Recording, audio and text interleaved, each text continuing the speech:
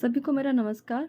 जैसे कि आप सबको पता है कि हम टीजीटी हिंदी की तैयारी कर रहे हैं केवीएस की, जिसमें एनसीईआरटी की सारी किताबें हैं, छठी से लेकर 10वीं क्लास तक की। तो हम छठी कक्षा का आज हम छठवां चैप्टर जो है पार नज़र की, तो जिसके आज हम प्रश्न उत्तर करेंगे। कल हमने इसके पाठ्य पुस्तक पूरी पढ़ ली थी और समझ लिया था, तो आज हम प्रश्न उत्तर करेंगे। तो पहला प्रश्न है हमारा कि छोटू का परिवार कहाँ पर रहता था। छोटू का परिवार मंगल ग्रह जमीन के नीचे एक कॉलोनी में रहता था। ठीक है, तो क्या वो नीचे जमीन के नीचे रहते थे मंगल ग्रह। ठीक है, और अगला क्वेश्चन है हमारा, छोटू को सुरंग में जाने की इजाज़त क्यों नहीं थी। पाठ के आधार पर ही बताना है हमें। तो इस सुरंग में जाने से इसलिए मनाही थी क्योंकि वहाँ पे सुरक्षा के कारण से वहाँ पे कोई नहीं जा सकता था, कुछ चुने ही लोग जा सकते थे। तो जैसे कि आप देख रहे हैं, इस सुरंग में सुरक्षा कारणों से आम आदमी को जाने से मनाही थी। यहाँ केवल वही व्यक्ति जा सकता है तो जिसके पास सिक्योरिटी पास हो। छोटू के पास सिक्योरिटी पास नहीं था। इसके अलावा सुरंग में कई यंत्र लगे हुए थे और वहाँ केवल उन यंत्रों के देखभाल का काम करने वाले लोग ही जा सकते थे। यही कारण था कि छोटू को सुरंग में जाने से इजाज़त नहीं थी। जो अगला क्वेश्चन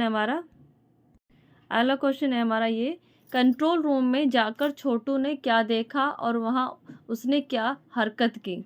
ठीक है, जब कंट्रोल रूम में जाकर छोटू ने अंतरिक्ष यान का क्रमांक 1 देखा और उस यान से एक यांत्रिक हाथ बाहर निकल रहा था और हर पल उसकी जो बढ़ती हुई मतलब जो उसका हाथ क्या था, हमेशा बढ़ता हुआ जा रहा था हर पल। तो छोटू को पूरा ध्यान कंट्रोल पैनल पर था, जिस पर कई बटन लगे हुए थे और यही लगे लाल बटन को छोटू को दबाना चाहता था। मतलब छोटू जहाँ पे लाल बटन लगी थी वहाँ पे उसे दबाना चाहता था कंट्रोल पैनल पे। तो अंत में उसने अपनी इच्छा नहीं रोक पाई और उसने लाल बटन को दबा ही दिया। बटन दबते ही खतरे की घंटी बजी और अपनी इस गलती पर उसने अपने पिता से एक थप्पड़ भी खाया। और क्योंकि बटन दबाने से अंतरिक्ष यान की क्रमांक 1 का आंतरिक हाथ बेकार हो गया था। ठीक है, तो ये हमारा जो तीसरा क्वेश्चन था। अगला क्वेश्चन हम करते हैं। कहानी के अनुसार मंगल ग्रह पर सभी आम जनजीवन था और वह सब नष्ट हो गया था, इसे लिखें।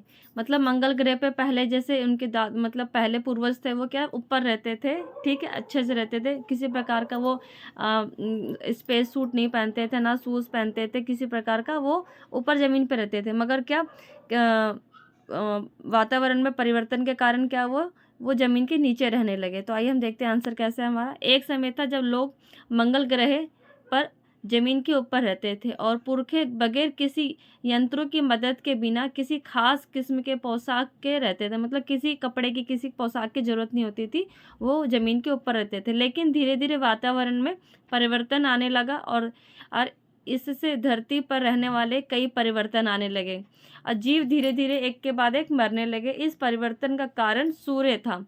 जो सूर्य में क्या परिवर्तन आया था, जिस कारण से जो जीव थे धीरे धीरे क्या मरने लगे थे। ठीक है, तो सूर्य में परिवर्तन होते ही प्रकृति में संतुलन बिगड़ गया। क्या संतुलन क्या बिगड़ गया। जो सूर्य में जो परिवर्तन आया जिससे प्रकृति का संतुलन ही बिगड़ गया, जिस कारण से वहाँ पे जीव का रहना दुभर हो गया था और जीव वहाँ मरने लगे थे। अब अगला क्वेश्चन करते हैं हम पांचवा क्वेश्चन हमारा इस तरह से है। कहानी में अंतरिक्ष यान को किसने भेजा और क्यों। कहानी में था ना अंतरिक्ष यान आया था और किसने भेजा था और क्यों।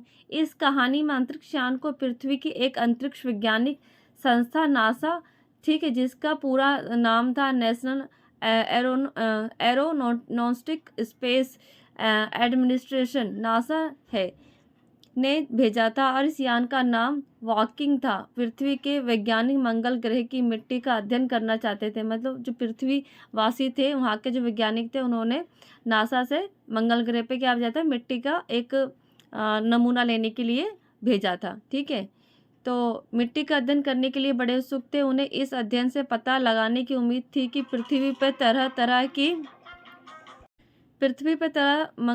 पृथ्वी की तरह मंगल पर भी जीव का अस्तित्व है या नहीं। इस उद्देश्य से नासा ने अंतरिक्ष यान भेजा था।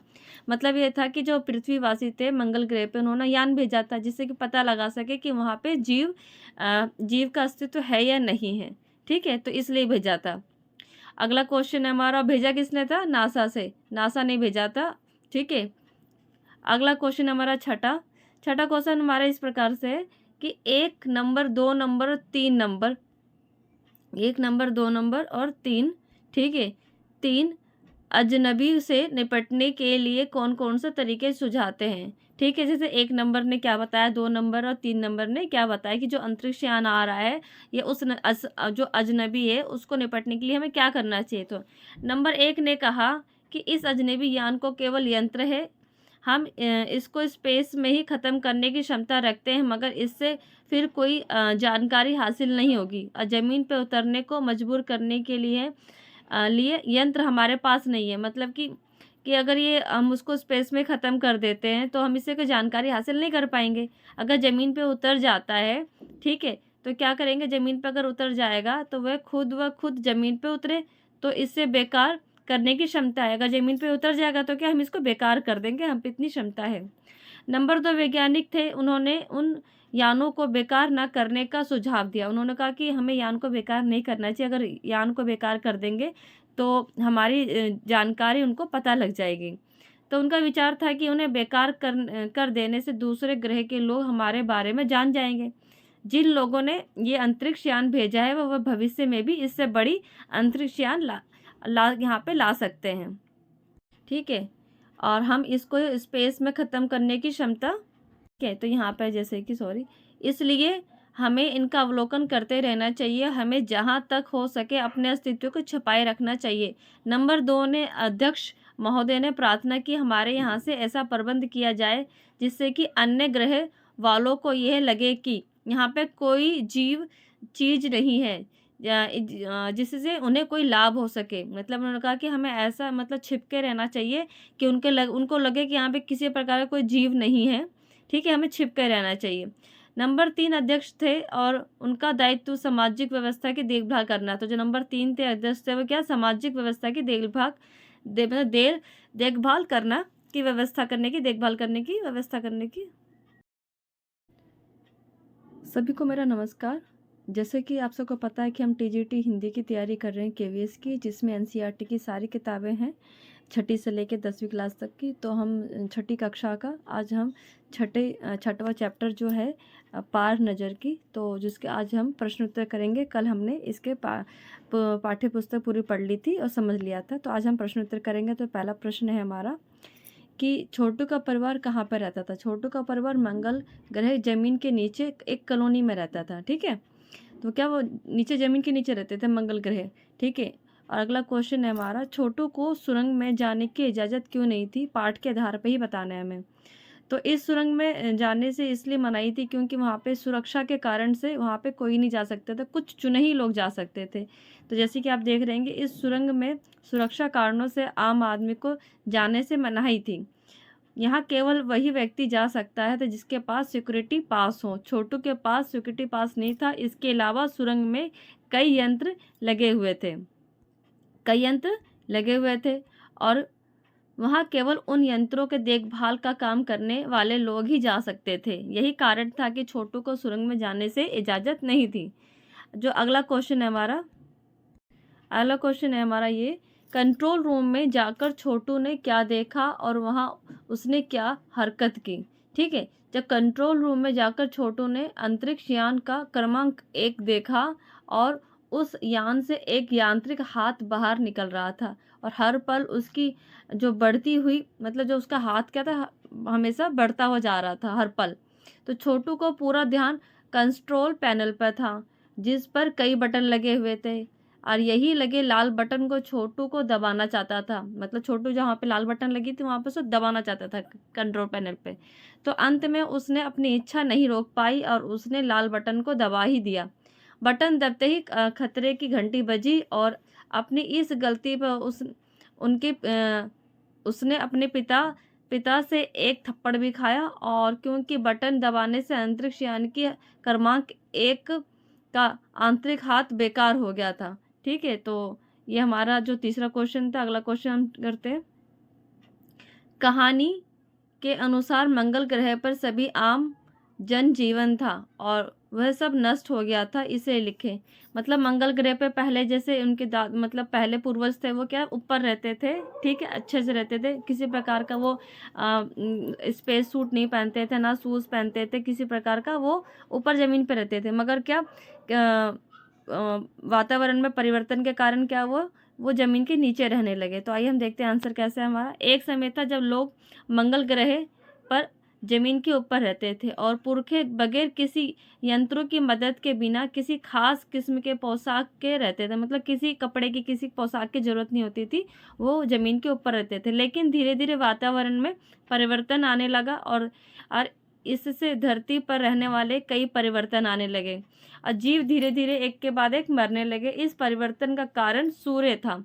जो सूर्य में क्या परिवर्तन आया था, जिस कारण से जो जीव थे धीरे धीरे क्या मरने लगे थे, ठीक है। तो सूर्य में परिवर्तन होते ही प्रकृति में संतुलन बिगड़ गया। क्या गया, संतुलन क्या बिगड़ गया। जो सूर्य में जो परिवर्तन आया, जिससे प्रकृति का संतुलन ही बिगड़ गया, जिस कारण से वहाँ पे जीव का रहना दुभर हो गया था और जीव वहाँ मरने लगे थे। अब अगला क्वेश्चन करते हैं, पांचवा क्वेश्चन हमारा इस तरह से है, कहानी में अंतरिक्ष यान को किसने भेजा और क्यों। कहानी में था ना, अंतरिक्ष यान आया था और किसने भेजा था और क्यों। इस कहानी में अंतरिक्ष यान को पृथ्वी की एक अंतरिक्ष वैज्ञानिक संस्था नासा, ठीक है, जिसका पूरा नाम था नेशनल एरोनॉस्टिक स्पेस एडमिनिस्ट्रेशन, नासा है, ने भेजा था। और इस यान का नाम वॉकिंग था। पृथ्वी के वैज्ञानिक मंगल ग्रह की मिट्टी का अध्ययन करना चाहते थे। मतलब जो पृथ्वी वासी थे, वहाँ के जो वैज्ञानिक थे, उन्होंने नासा से मंगल ग्रह पे क्या भेजा था, मिट्टी का एक नमूना लेने के लिए भेजा था, ठीक है। तो मिट्टी का अध्ययन करने के लिए बड़े उत्सुक थे। उन्हें इस अध्ययन से पता लगाने की उम्मीद थी कि पृथ्वी की तरह मंगल पर भी जीव का अस्तित्व है या नहीं। इस उद्देश्य से नासा ने अंतरिक्ष यान भेजा था। मतलब ये था कि जो पृथ्वीवासी थे, मंगल ग्रह पे उन्होंने यान भेजा था, जिससे कि पता लगा सके कि वहाँ पे जीव का अस्तित्व है या नहीं है, ठीक है। तो इसलिए भेजा था। अगला क्वेश्चन है हमारा, भेजा किसने था, नासा से, नासा ने भेजा था, ठीक है।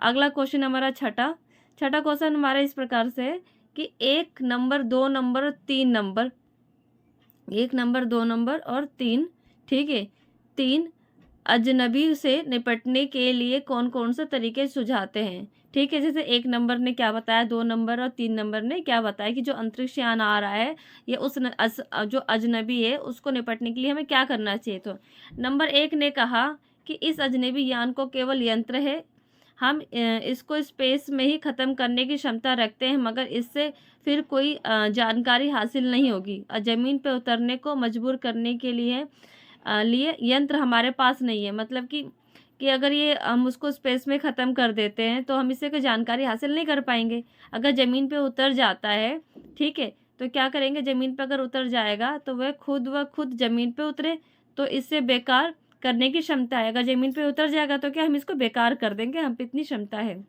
नंबर 2 वैज्ञानिक थे, उन्होंने उन यानों को बेकार ना करने का सुझाव दिया। उन्होंने कहा कि हमें यान को बेकार नहीं करना चाहिए। अगर यान को बेकार कर देंगे तो हमारी जानकारी उनको पता लग जाएगी। तो उनका विचार था कि उन्हें बेकार कर देने से दूसरे ग्रह के लोग हमारे बारे में जान जाएंगे। जिन लोगों ने ये अंतरिक्ष यान भेजा है वह भविष्य में भी इससे बड़ी अंतरिक्ष यान यहाँ पे ला सकते हैं, ठीक है। और हम इसको स्पेस में ख़त्म करने की क्षमता, ठीक है। तो यहाँ पे जैसे कि इसलिए हमें इनका अवलोकन करते रहना चाहिए। हमें जहाँ तक हो सके अपने अस्तित्व को छुपाए रखना चाहिए। नंबर 2 ने अध्यक्ष महोदय ने प्रार्थना की हमारे यहाँ से, इसलिए हमें इनका अवलोकन करते रहना चाहिए। हमें जहाँ तक हो सके अपने अस्तित्व को छुपा के रखना चाहिए। और नंबर 2 ने अध्यक्ष महोदय से प्रार्थना की कि हमारे यहाँ ऐसा प्रबंध किया जाए कि जिससे कि अन्य ग्रह वालों को ये लगे कि यहाँ पे कोई चीज़ नहीं है जिससे उन्हें लाभ हो सके। नंबर 3 अध्यक्ष थे और उनका दायित्व सामाजिक व्यवस्था की देखभाल करना था। उनका कहना था कि हमें क्या ऐसा जताना चाहिए कि यहाँ पे किसी प्रकार का अस्तित्व नहीं है, उनको किसी प्रकार से यहाँ से लाभ नहीं मिलेगा और कोई चीज़ नहीं है, ठीक है। तो उनका दायित्व क्या था, सामाजिक व्यवस्था की देखभाल करनी थी। नंबर 3 की राय थी कि जहाँ तक हो सके हमें अपने अस्तित्व को छुपाए ही रखना चाहिए, क्योंकि हो सके जिन लोगों ने अंतरिक्ष यान भेजा है वे कल इनसे भी बड़े सक्षम अंतरिक्ष यान भेज सके। मतलब कि होता है कि हमें अपना अस्तित्व को छुपा के रखना है, हो सकता है आगे जाके वो और बड़े इससे अंतरिक्ष यान भेजें।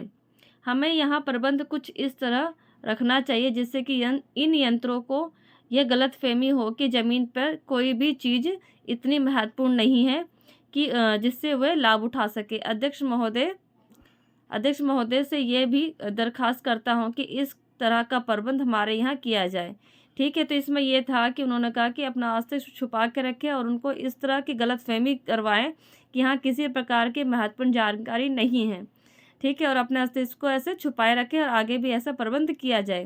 तो ये हमारे पाठ्य पुस्तक के प्रश्न उत्तर थे। आप सबको कैसे लगे मुझे कमेंट में बताएं। आगे हम इसी प्रकार से अपने चैप्टर्स को कंप्लीट करते रहेंगे। हम कल 7वां चैप्टर करेंगे। आप सबका बहुत बहुत धन्यवाद। आप सबका दिन शुभ रहे। Thank you.